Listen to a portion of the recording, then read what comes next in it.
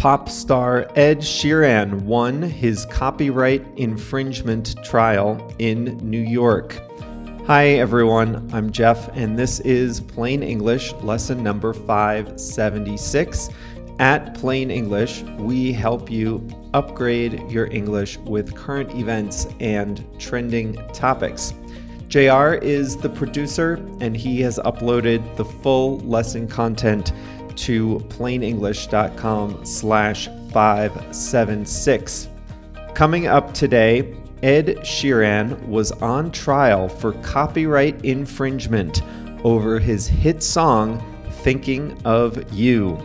The heirs to a songwriter say he copied the harmony from another song from 1973, a famous one called Let's Get It On.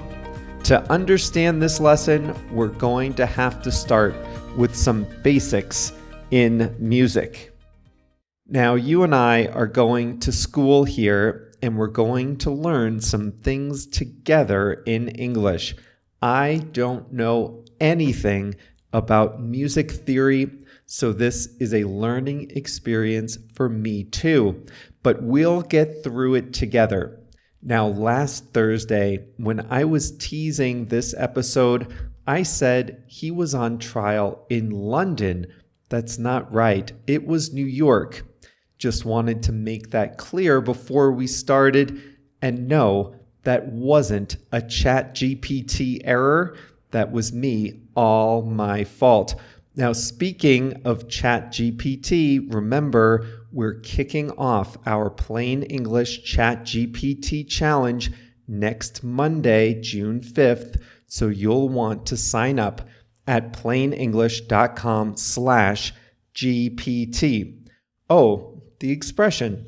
In the second half of the lesson, I'll show you how to use the expression building blocks, and we have a quote of the week. Let's get going.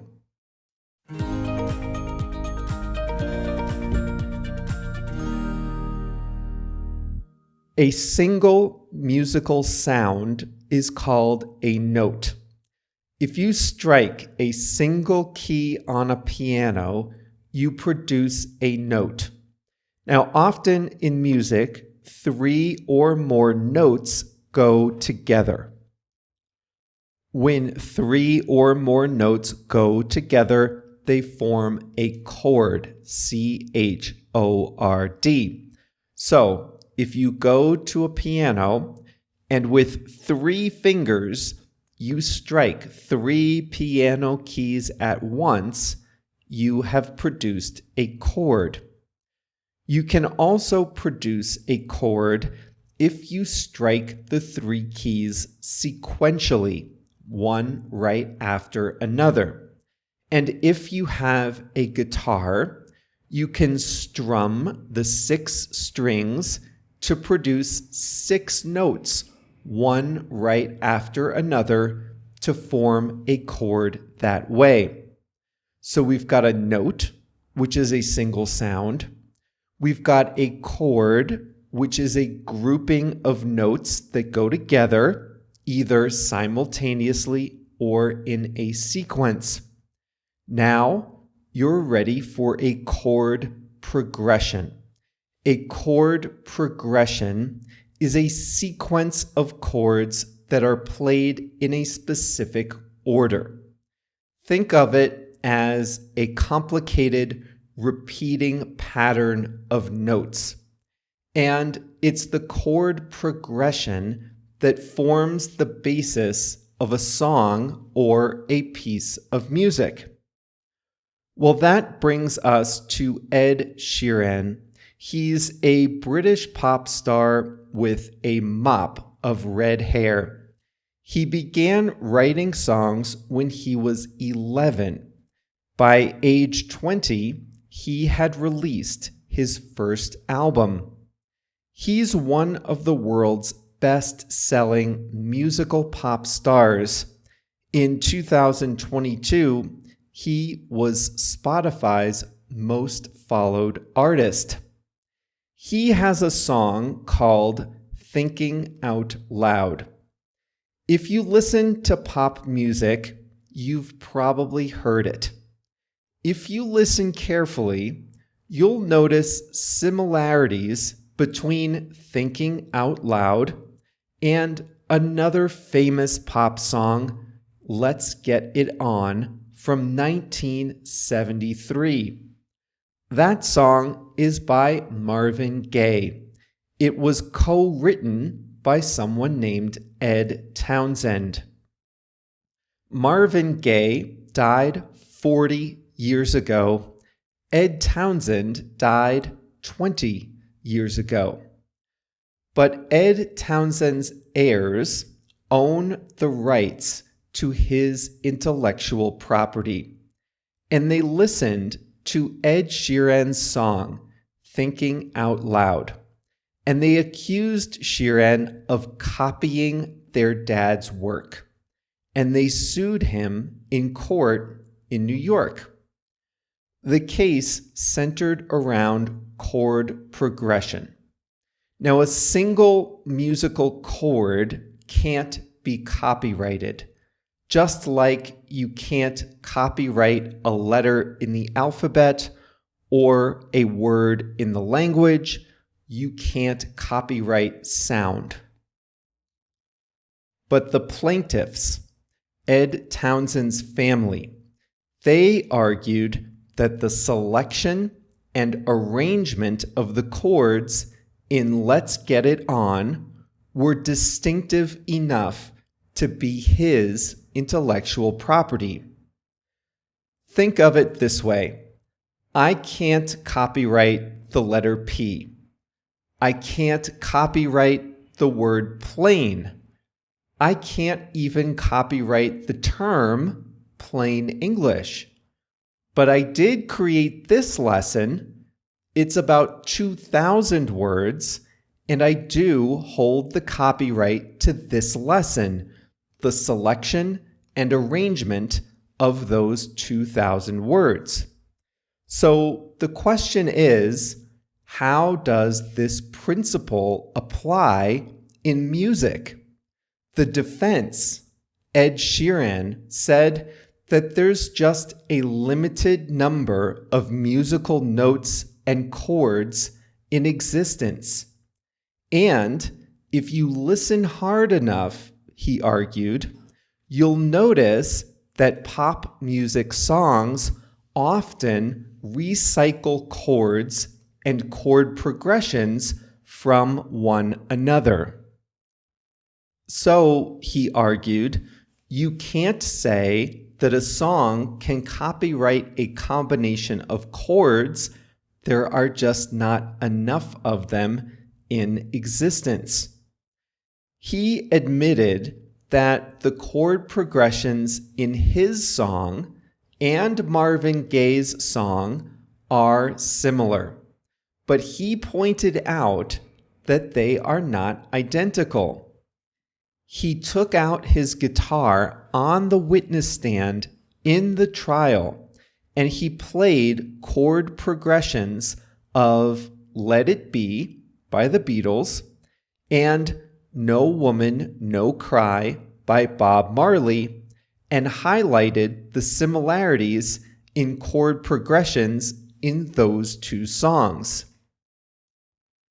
His point was, even the greats borrow from one another, that many popular and successful songs use similar chord progressions to one another.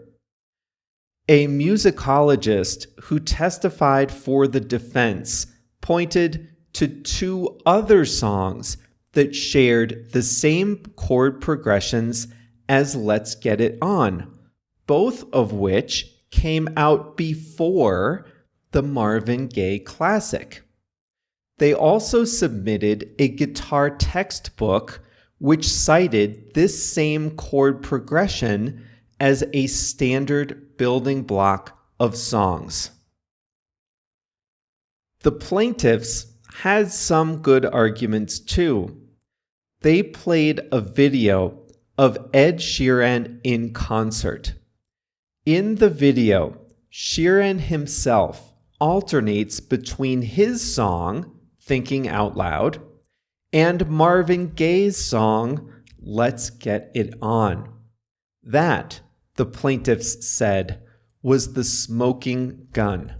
The songs are so similar that Ed Sheeran himself, on stage, switched back and forth between them.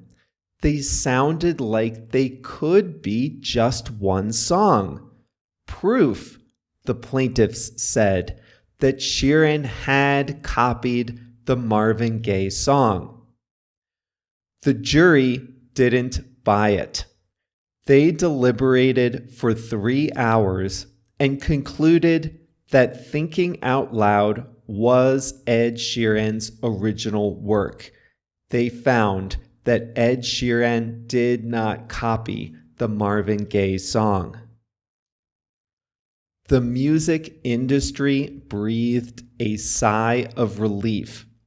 The industry worried that there would be a new culture of copyright infringement lawsuits over musical notes, and they worried that the threat of being sued would stifle creativity in the industry. This will probably not be the last high-profile case of this nature, but this was a big win for Sheeran. For his part, he said, "I am just a guy with a guitar who loves writing music for people to enjoy." He said, "I am not and will never allow myself to be a piggy bank for anyone to shake."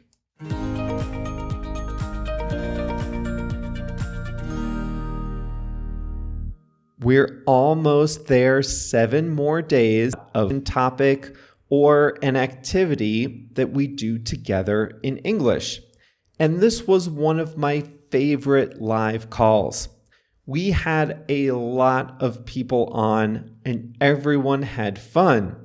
A bunch of members, including JR, had never been on ChatGPT before, but they signed up during the call and experimented. So that call with Plain English Plus members was my inspiration for the challenge. And I know this is going to be fun because we had so much fun on that small group call. And it was so much fun that I wanted to find a way to bring that experience to all of you, to everyone in the audience. So plainenglish.com/GPT is where you sign up. Go ahead and do that now so you don't forget.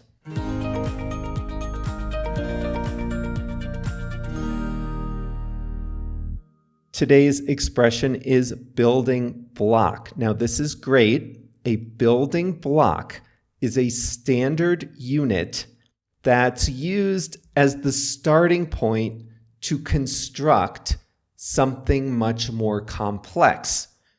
The easiest way to think about this is to think of a brick, a single red brick. Then think of a red brick house. The brick is the standard unit. The house is something more complex. You use bricks to build the house.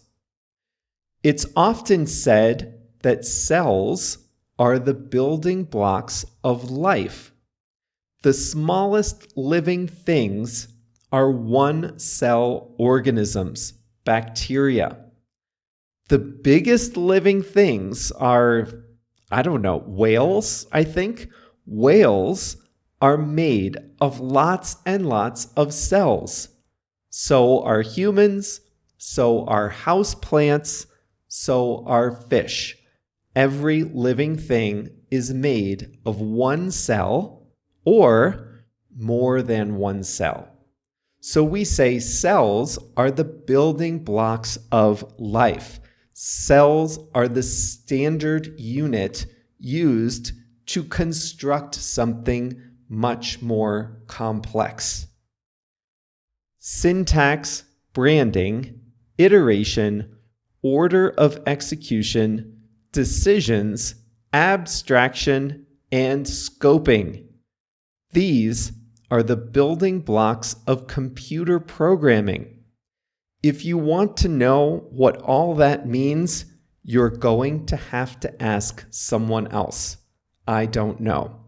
But according to what I have read, all computer programs use those 7 components. Even the most complex programs use those 7 components.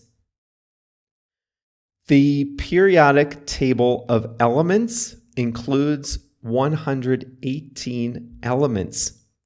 These chemical structures are the building blocks of matter. All physical matter in the world is either one of these elements or a combination of these elements.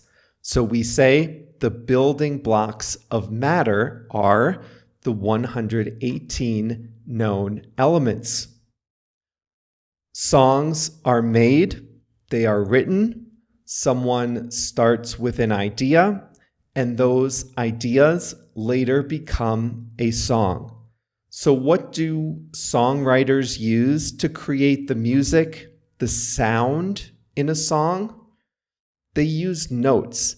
Notes are like letters in writing. Chords are like words in writing. So a book is not really a collection of letters, but a collection of words. And words are the building blocks of language. It's the same in music. If you listen to songs carefully, you'll notice that it's not just a jumble of notes. A combination of notes is a chord. Almost all songs start with chords. The chord progression is more complicated, so I think we can say that the chords are the building blocks of a song. You take a selection of chords, you rearrange them, you repeat them, you change it up, and then you have a song. For that reason, we say, actually, Ed Sheeran says that chords are the building blocks of pop songs. Some people say that families are the building blocks of a healthy society. Without the family structure, they say, society would fall apart. What is a neighborhood? What is a town or city? What is a country? They are large collections of families, just like a human is a large collection of cells. And some people would say that families are the building blocks of a healthy society. What are the building blocks of a good education? It's often said that reading, writing, and arithmetic are the building blocks of a good education. Start with that, and everything builds from there. Not everyone would agree with that, though. What about the arts? What about creativity? What about interacting with others, social skills? Other people might say that social skills are the building blocks of a good education.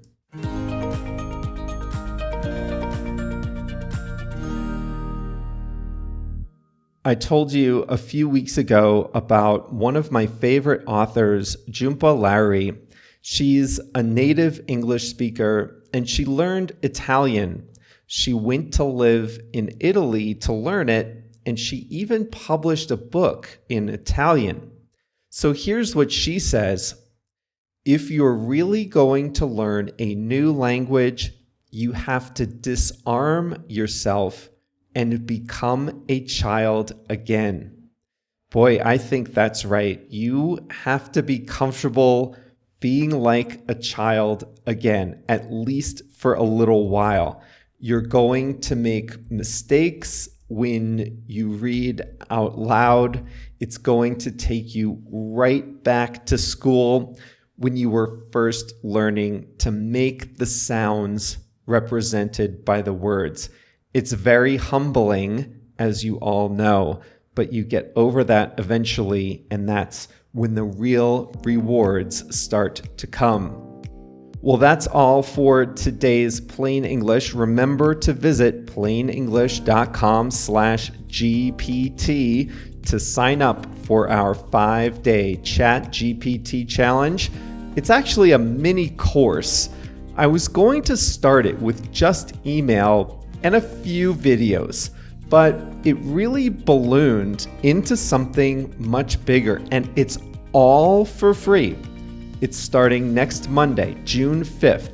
We're all going to get together on WhatsApp in one big happy group and share our opinions and experiences together. Actually, the WhatsApp group is going on now, and there are hundreds, believe it or not, of your fellow listeners already in there, already getting ready for the challenge starting next Monday.